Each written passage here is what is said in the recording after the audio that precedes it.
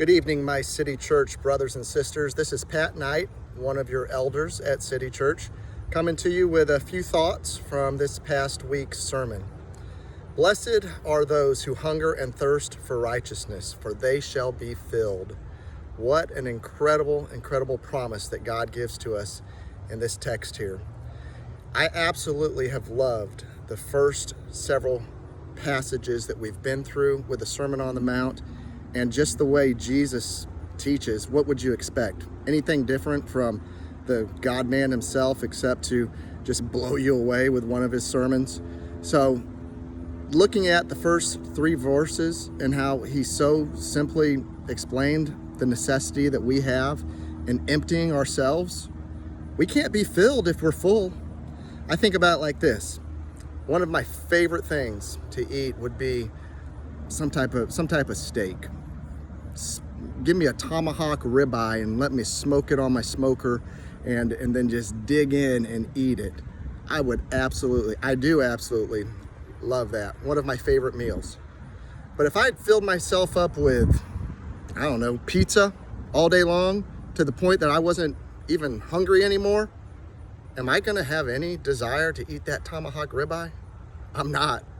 But I'll tell you what, when I'm making that tomahawk ribeye, I'll go all day without eating, so that when I do take it in, oh, it's fulfilling.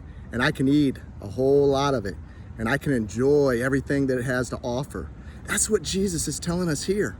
The first three verses, or the first three Beatitudes that we hear, are we must empty ourselves first. If we haven't emptied ourselves, we can't get filled up with nothing else. We're already full. Empty ourselves of the things of this world, so that we can be filled with the things of God. And when we're filled with the things of God, what great satisfaction there is in that. So I just think it's completely awesome. The way Jesus teaches and preaches, he tells us first, empty ourselves, and when we are empty, then he will come and fill us up. I absolutely loved some of the main points that Ryan brought out in the message. I love the fact that it's our sin. It's our sin that we're full of.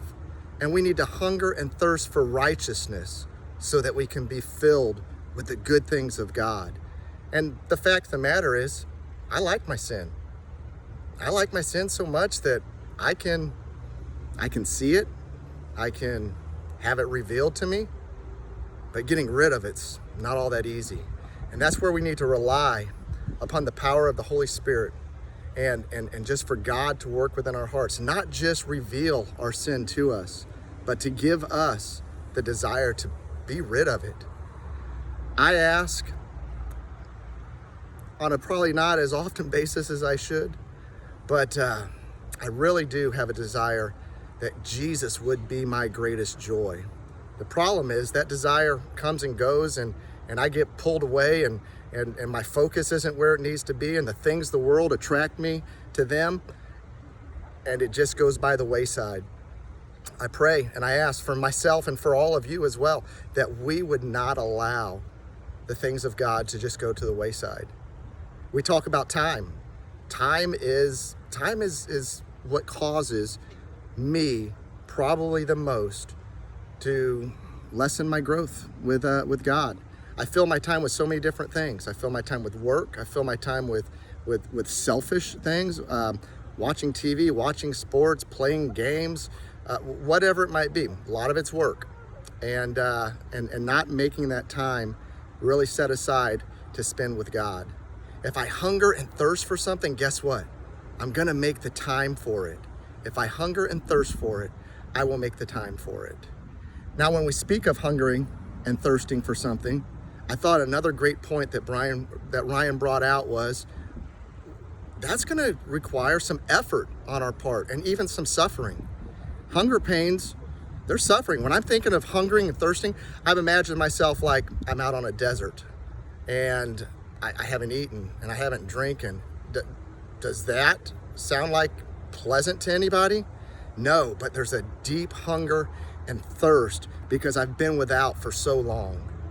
And so I pray and I ask that deep hunger and thirst that I imagine in a desert, that deep hunger and thirst, that I would have that and growing in my relationship with God. Because when we grow in righteousness, we're becoming more like Christ.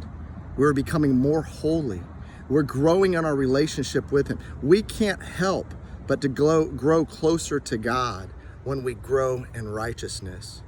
So it's going to take some effort. It's going to take maybe a little bit of pain. It's going to take knocking down the walls of how all of our time is consumed. I love the idea that we should really look at our schedules. Are we scheduling time every day to spend with God, to know Him more and to seek Him and grow closer to Him? Are we spending time like we should, gathering with the saints so we can love one another and continue to build one up and encourage and hold accountable? Are we spending our time in prayer the way that we should, speaking to the Father and sometimes even being silent and just letting Him speak to us? Those are my thoughts.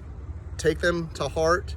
I'm praying for you all. I love you all. I wish God's richest blessings on you. And I pray that together we would grow in our hunger and our thirst for righteousness. And together we would be satisfied, and our greatest joy would be the joy of Christ. Thank you all, and God bless. Good night.